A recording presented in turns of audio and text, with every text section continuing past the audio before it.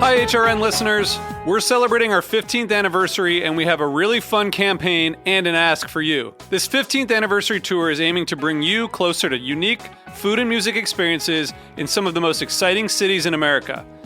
All the while, we're raising funds to support our work empowering the next generation of food systems storytellers through our fellowship programs. Here's how it works. Donate to HRN and be entered into a raffle in the city of your choice to win a dinner for two at a noteworthy restaurant and tickets for two to a concert at a prominent local venue. We have incredible partners in New York, Los Angeles, Philadelphia, Nashville, Las Vegas, Charleston, Asheville, and Ardmore, Pennsylvania, who have donated a meal for two and two tickets to a concert of the winner's choice. And all donations help fund our fellowship programs, where we're helping to build essential workforce readiness skills and food system storytelling skills. Check out heritageradionetwork.org/15 to donate and enter to win today. That's heritageradionetwork.org/15. Thank you. This program is brought to you by Joule, Sous Vide by Chef Steps. Joule takes the guesswork out of cooking. Learn more at chefsteps.com/JOULE. Have you heard? It's party time. Monday, December 3rd is Winter in the Garden, Heritage Radio Network's second annual year-end gala at the Brooklyn Botanic Gardens Palm House and Yellow Magnolia Cafe. Join HRN staff, hosts, members, and some very talented chefs and bartenders for a delicious evening that will kick off the holiday season and support our end-of-year fundraising drive. The evening will begin with a VIP hour, complete with bubbles and oysters. Then, all of our guests will work their way around two spacious rooms filled with food stations and bars, sampling fare from some of our favorite chefs. Sip on your choice of cocktails, beer, wine, sake, and cider while bidding on exclusive silent auction items. 2019 is our 10th anniversary, so whether you've been a member since Roberta's first opened, or if you just discovered your new favorite food podcast, please consider supporting us with a ticket purchase so we can start the year on solid ground. We'd love to see you at the Garden. So join us on December 3rd.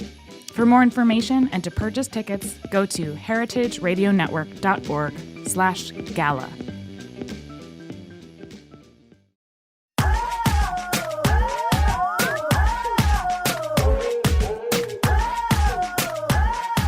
Hello, and welcome to A Hungry Society, the show where we talk about food, food media, and so much more.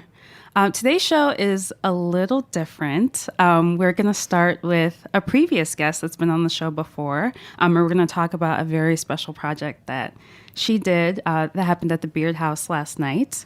Our guest is Alicia Kennedy. Welcome back. Thank you for having me. I'm sorry that I don't have a voice for my second appearance. Yeah, so last night at the Beard House, there was an incredible event. Do you want to talk about that a little bit? Yes, me and my friend Caesar, we produced a NAVIDAD BORINQUEña dinner, and we conceived of it a couple of months ago as a way to bring attention to underappreciated, basically, Puerto Rican chefs. Like, we had 3 women and 1 trans chef, who was the first trans chef to cook in the Beard House. Wow. That was Pax. And we had Natalia Vallejo, we had Maria Grubb, and we had Kelly Piro, all of whom have been very instrumental in the food scene in San Juan and in, the recovery from Hurricane Maria. Mm-hmm. So this dinner the timing made it perfect for Christmas, which Puerto Rican Christmas goes on for, months. So we kicked it off last night, and it was a way to bring attention to why people should visit Puerto Rico. It was to bring attention to these chefs, and it was to bring attention to, the fact that Puerto Rican, cuisine can occupy that kind of a space and still be fun, too. Yeah, it was such an incredible event. You lost your voice. I am hungover. So it was very successful. Yes. People were like cheering. And I just was told by someone who attended that, she asked a friend who's been to Beard House dinners before. She was like, is it usually like that? It felt so fun. Like everyone was clapping and yelling and like and No, it's not usually like that. Yeah, I haven't been to a Beard House dinner that was like that, like joyful. Everyone was like clapping and cheering and just so happy for the chefs and so happy to be celebrating that event. Yeah, it was a really kind of magical night. Not without its snafus, of course. Yes. So we're going to talk to the chefs about a couple of those snafus. But thank you so much for being here and for, starting off the show. Excellent. Thank you so much for having me, and I'm going to have a slice of pizza. Excellent. We're going to take a quick commercial break, and we'll be right back.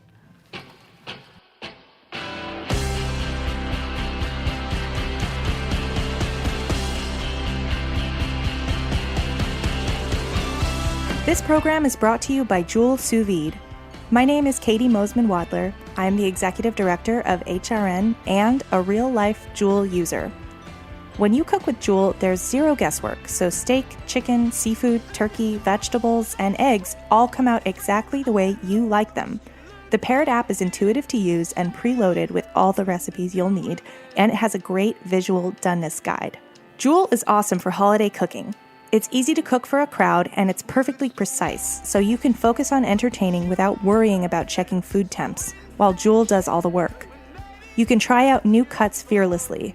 One of the best things I ever made sous vide was a juicy, tender heritage goose with juniper berries, and it was life-changing. And pro tip, Joule is small and packs easily, so you can sneak it along on your holiday travels to be this season's food hero everywhere you go. With Joule, you get perfect food every time.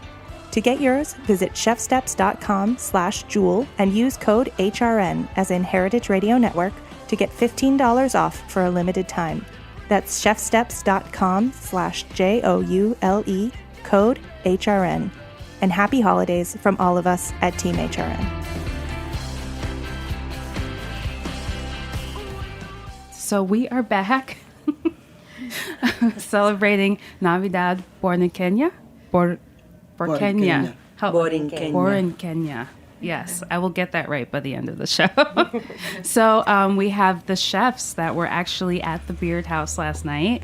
It's a huge treat and honor to have you in here today.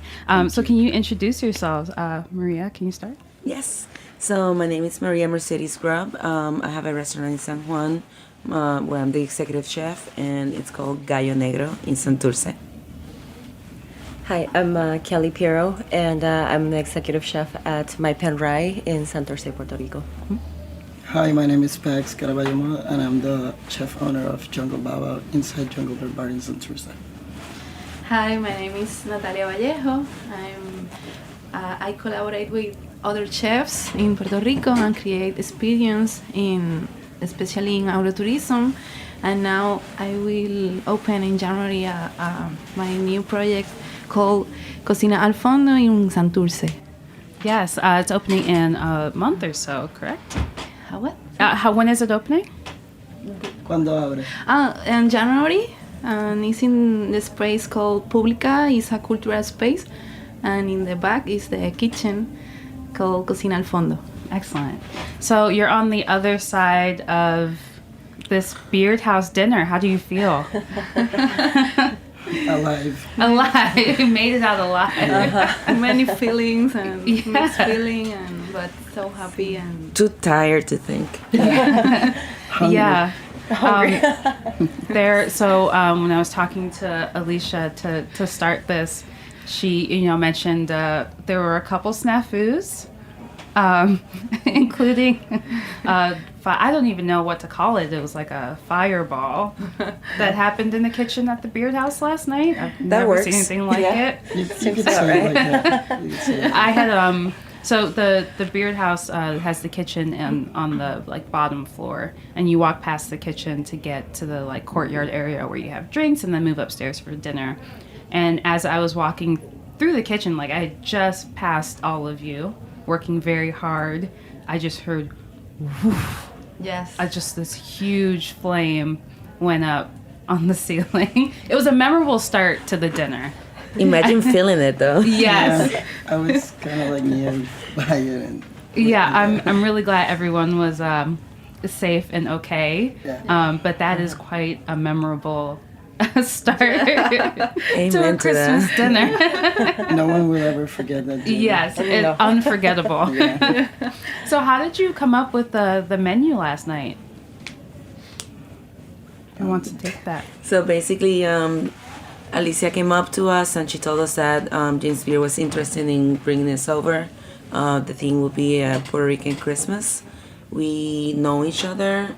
We also were introduced to Natalia, along those plans. And we one day just sat down and had lunch, and we literally came up with a menu just based on Puerto Rican staples, Puerto Rican classics, things that you grew up with, things that you're familiar with, things that remind you of your childhood, things that remind you of family time, and local things that represent our culture. So that was that.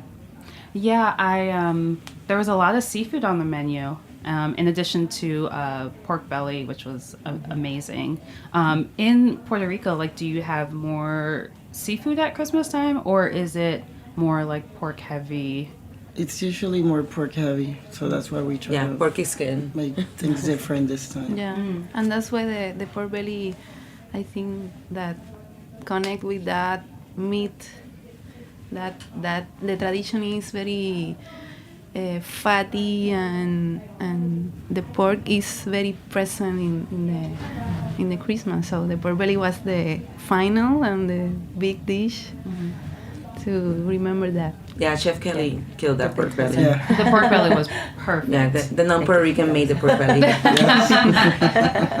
So what is the for listeners who aren't familiar with Christmas time in Puerto Rico, what is the atmosphere like? What's the feeling like on the island around this time? Oh, I think it's so festive. I just think that it's such a time for family and friends and celebrations. It seems like a lot of people come back to Puerto Rico to celebrate and visit. Maybe they're only there once a year, but definitely it's holiday times. And it's crazy because Puerto Rican Christmas lasts for 3 or 4 months, so it's It's the Start right after Thanksgiving. right after Thanksgiving.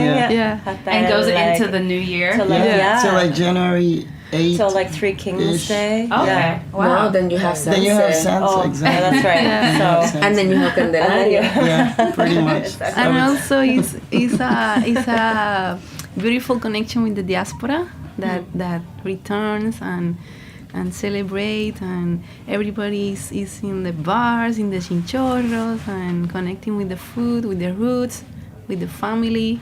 I live that with my brother that lives in New York, and for me, Christmas is that he come back and we cook. We going with the mountain, the pork, the frituras, the ron, pitorro. yay.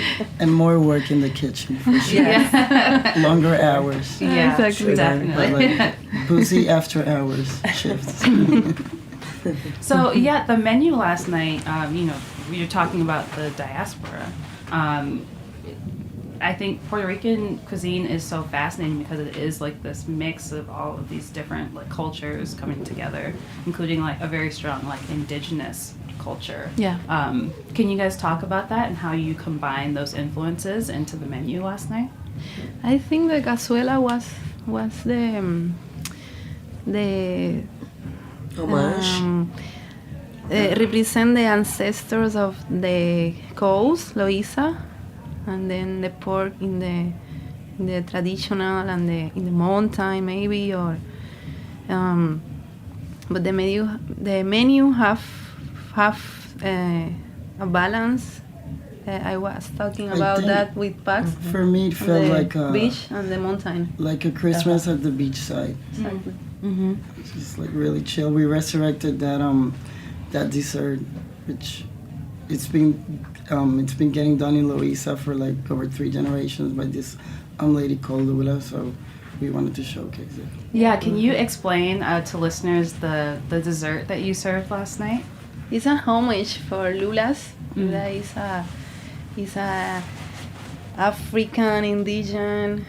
I see that, and she cooked in the la leña, and he preserved so many recipes that we are not familiar, and we want to do a homage for her, maybe with that dessert that have pumpkin, batata, some spices, and they cook in the fire with plantain leaves.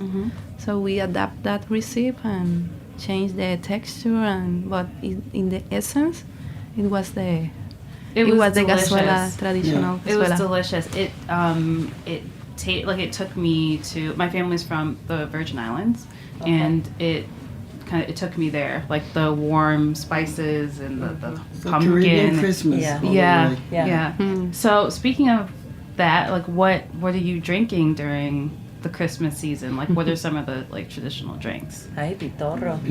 For sure. Coquito. Barrilito. Yeah, Don Q. Yes, shout out to Don Q. They helped out a lot last night. And I think the coconut milk returns to our day by day, because the pitorro, the coquito, and the coconut milk is very present, and in the desserts also. Maria, can you talk about coquito for people who aren't familiar with that? It's I would say it's like an eggnog. Yeah. It comes around the same time. It comes around Thanksgiving. You sit at the tables. When you sit down with your family for the first time, somebody shows up. There's always an uncle or a cousin that comes up with a different bottle of it, and everybody like samples them. But basically, it's coconut milk, some rum, a little bit of like clove, nutmeg, cinnamon.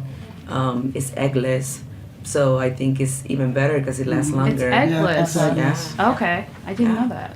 Yeah, but it's pretty much the same thing, but without the eggs, and better because rum. Right. But it has the same emotion that people here in the States get towards eggnog. To us, it represents literally the same thing. It's like, holidays are here. So that's pretty cool. So talk to me about the dining scene in San Juan. I think Puerto Rico is one of the most like interesting places to eat in the Caribbean. Can you talk about what do you, how would you describe the restaurant scene there now? I think it's even better now after the hurricane because everyone has come together.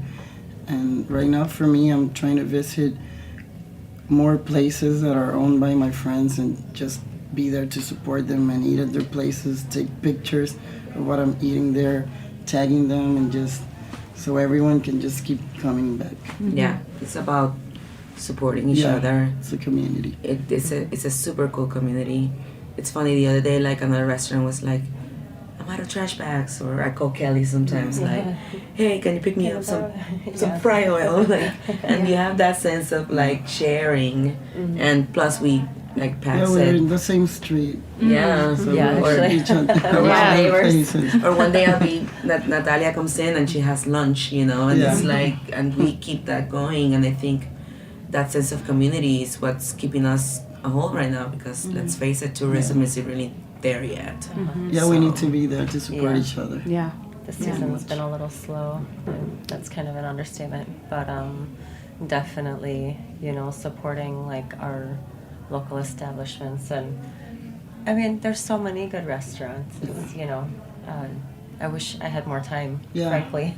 And there's been like just a rash of restaurants and bars opening también, so Yeah, it's hard to keep up. Actually, I think, but But good things are happening, and we're proud of that.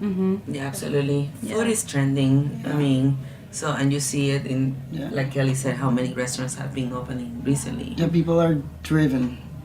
Like they want to create something really good. So. Yeah. But I think customers also are, I think the dining culture is like subiendo también. Like it's people who are dining out are they're wanting something different and better quality, and they're really into, They're learning. eating local and supporting farmers and local agriculture. So Also more it's curious. Yeah. Like there's a lot of when I left Puerto Rico, it was rice and beans, maybe a sushi place here, a sushi place there, and there wasn't like a lot of like international stuff happening. And right now I feel like what I've been seeing a lot is like Kelly, for example, has what I think is the best Thai restaurant in the metropolitan area. And I don't think that would have succeeded maybe 10 years ago because people weren't as curious towards Thai food. Now people are like, oh, I've been to Thailand, I want to eat that food. Or I lived in the States and I used to eat Thai food all the time. Or when Pax opened with the bao buns, like people are like, first they're like, what's a bao bun? But oh my God, I've had that before, or I want to have it. Or I'm also seeing how people are going back to their roots, like Natalia, like, like let's go back and rediscover where we came from. And you see that, like you were saying last night, across the world. Like I have friends that are going back to cooking their Korean food, but I work with them at a French restaurant. Like how everybody's just like going back to, well, what am I? Where did we come from? And that you see that expression in restaurants in Puerto Rico, and that's pretty cool. Yeah, I was gonna ask how you've seen the food, and you've seen the restaurant scene change so much. How have you seen Puerto Rico's cuisine and food change in the last 10 or so years? It has. I remember when I started, everything like toda la compra que venía would be imported stuff, and now we can get stuff from our farmers, like actual conscious farmers. So that was something that you could never see that, like, I don't know, like more than 15 years ago. So I really appreciate that. Like, I like to get produce from my people. It feels really good. And that is connected with our politics, our situation of the colonialism. So maybe when you connect with the produce and the farmers, you connect also with your country, and it's political. It's like it's happening. O sea, nosotros tenemos que apoyarnos y seguir conectando con todo eso que se nos arrebató de las manos. Puerto Rico produce mucho y tenemos que tenerlo en conciencia y apoyar eso y que siga creciendo, porque eso va a hacer que la cocina crezca a unos niveles increíbles. Estamos empezando en eso. You like what? I am. It sounded great. I heard cocina. I know what that is. She was talking about how everybody's connecting and how we have to support each other, and I also think that kind of creates an ecosystem for the island. And because of our political situation, I mean, we have the Jones Act, so it's like, unfortunately, we still import 90% of our food. But there's this 10% of farmers that are like giving it their all, and we're interested in getting that 10% into our restaurants. And that's an unfortunate situation, again, because of the whole colony situation.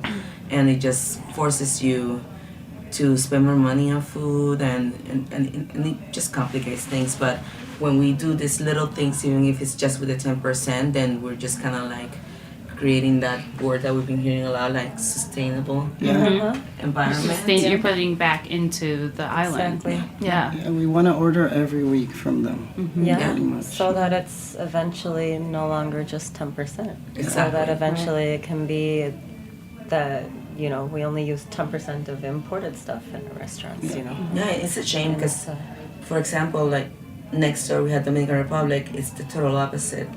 They produce 90% of their stuff, and it's a shame because we have the same land, the same beauty, like the same ability, and pretty much the same Caribe people. But we have a little bit of an extra, kind of like pushing you down, but people are still pushing up, which is cool. Yeah, and that's our mission, like with being chef, that we have that responsibility. Yeah. With that. Do you think that that's the future of Puerto Rican cuisine as well? Is more coming from the land and conscious farmers and conscious chefs are getting together all the time. And they are more organized than a few years ago, so it's happening, and slowly but surely it's happening. So, it's not the same like 5 years ago. exactly. No. It's a good thing. And it's 5 farm markets around the island. So it helps a lot because the people is seeing that every week, that there's so much people doing great job with the land. So many projects that so amazing. So it's It's good. It's good. So I'm doing my best with my English.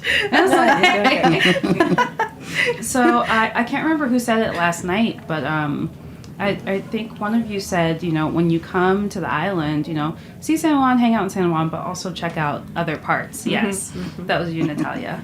I want to hear from each of you some other areas of the island that listeners should check out and look into visiting when they go to the island next. I collaborate a lot with a project in Calle, and this is the mountain that called El Pretexto. It's a guest house, and we do a lot of pop-ups, and they call Culinary Farm Lodge, and we do every month an event and invite one of the chef that I think is doing a great job, and connect with the farm and the ingredients, and create the menu about that. What that's the ingredients. So what that are. And then there's a lot of chinchorro that I like a lot. My girlfriend have a place that is amazing called Tetas La Cocina in Calle also, and it's amazing. It's a place to visit because it's the feeling of warming and the feeling like in el campo, and it's a special and many places to go, and it's doing great job in the mountain. And San Juan is good, but it's a lot of things all around the island. I'm from the West Coast. I come from a city called Mayagüez, which is actually a college town. It has the other University of Puerto Rico. It's a really dope city. You should check it out. Many good things are happening there. Also, I used to skate all over the West Coast in Aguadilla, Rincón, Isabela. Very lovely towns, beach towns. Awesome people in there. Many projects popping up. Aguadilla has actually a food truck park. There are many good chefs in the West Coast area of Puerto Rico. So I would suggest that y'all should hit that. It's very, very good. Yeah.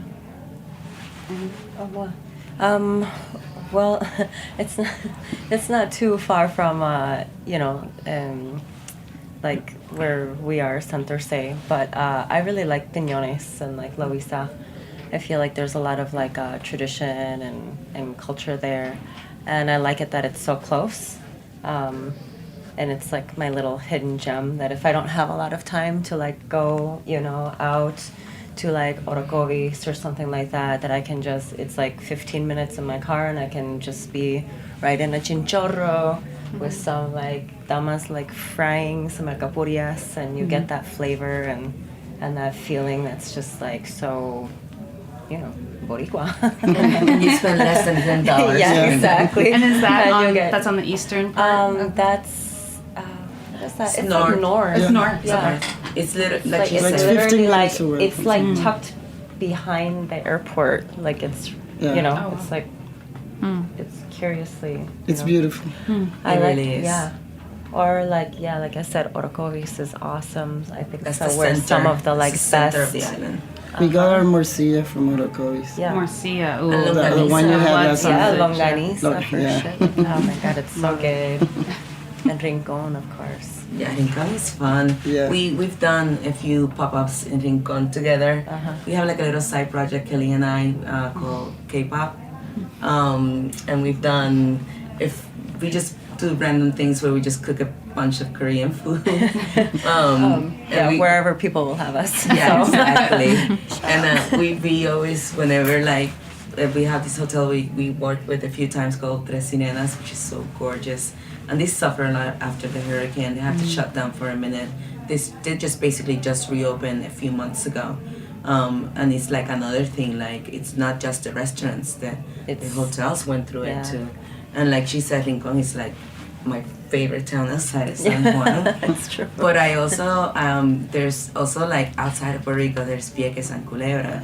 Like right now I'm talking with a possible boutique hotel that I might be collaborating with in Vieques, which is like it's just another cool area. And another cool thing that you could do in Puerto Rico, you just don't, like she said, you don't even have to stay in the island. You can hop up to Vieques, who also suffered a lot of the hurricane devastation. So we all need the help, but the entire island needs it. So it's cool to know what's outside of San Juan. Yeah. Nice. And many farmers open their farm and you can visit them and see what they doing.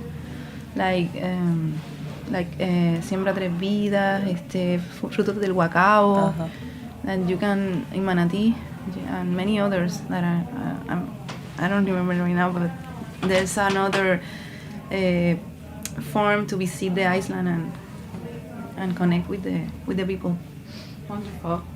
That's great. I have like a list of places I need to check out now when I go back. Definitely need a car. Yes. So my last question for each of you, whenever I have a guest on the show, I ask them what their last meal would be and if it'd be in a particular restaurant. So for each of you, your last meal on Earth, what would it be and where would you eat it? Oh, that's heavy. I can go simple. I used to cook a lot with my grandmother. She passed away, and I think I was still like 2005, 2006, and we used to do a lot of fish, and we used to do guineíto verde with this sauce that she would do with tomato paste and extra virgin olive oil and a little bit of salt. So I would eat guineíto with that little sauce and just in a table with my grandma. Is that a type of fish? No, guineíto, like green bananas, boiled green bananas, with olive oil and tomato paste and a little bit of salt, and sitting with my grandma. Excellent. That would be my last meal, probably. Just simple, super chill. Yum. And Maria? So last night my mom made like the pastele and the capurria dough. And she's a fantastic cook, so it definitely has to be something cooked by my mom. I'm a third generation cook, so she has it down. And she makes a really good like pollo guisado, which is like a chicken fricassee with like, and then she does pigeon peas with like coconut water on it, and just like rice and avocado. That would be my last meal for sure. Wow. Yeah. I'm so hungry. Well, I love a lot the rice. I'm a rice person, so maybe rice and beans, good beans, local beans with pumpkins and like a stew of beans and white rice and chicken in the oven. I love that. And with my family in the house of my mother and my father, I think that makes me so happy. Well, geez, Korean barbecue is my jam through and through. I'm really into like all the banchan and just like some nice galbi and maybe like a little side of like jjigae or like a little stew or something. And for Koreans, dining is like really social, so yeah, like get 6 of my best friends and family and celebrate life by eating something delicious. That's a good way to go. Yeah. Just like a ton of barbecue, Korean barbecue. Yeah. Open my pickles. Yeah. Nice. Well, thank you so much for being on the show. Thank you. And congratulations on a fantastic dinner last night. Thank you. Everyone was so happy. I'm just so excited to be there. And listeners, please check out all of their restaurants and please check out Puerto Rico. It's beautiful and waiting for you to visit. Yeah. Thank you. Thank you so much. Thank you. And thank you for listening. We'll catch you next week on A Hungry Society. Thanks for listening to Heritage Radio Network, food radio supported by you. For our freshest content and to hear about exclusive events, subscribe to our newsletter. Enter your email at the bottom of our website, heritageradionetwork.org. Connect with us on Facebook, Instagram, and Twitter at heritage_radio. Heritage Radio Network is a nonprofit organization driving conversations to make the world a better, fairer, more delicious place. And we couldn't do it without support from listeners like you. Want to be a part of the food world's most innovative community? Rate the shows you like, tell your friends, and please join our community by becoming a member. Just click on the beating heart at the top right of our homepage. Thanks for listening. Hey there, I'm Lee Ullman here with some big news from the National Young Farmers Coalition. We're partnering with Heritage Radio Network on a special season of The Farm Report. It's all about what's happening with the Farm Bill and how it impacts farmers and eaters. I am growing diversified vegetables on land that's been in our family for 150 years. And so with the pandemic, gentrification, property values going up, we had to sell the land and we lost it. Join us as we uncover the untold stories behind this massive piece of legislation that shapes how we grow our food, what we eat, and so much more. The problems we have had, those are things that come from earlier Farm Bill and USDA policy, right? Like Earl Butts, get big or get out. You know, it's my responsibility to know not only what I'm eating, but then like how that all came to be. And realize like, wow, like this piece of legislation, all this money, like it's technically something that I support as a taxpayer. While Congress debates the next Farm Bill, this is not just an invitation to listen. It's a call to action. Be part of the conversation. Subscribe to the Farm Report on Heritage Radio Network, wherever you listen to podcasts.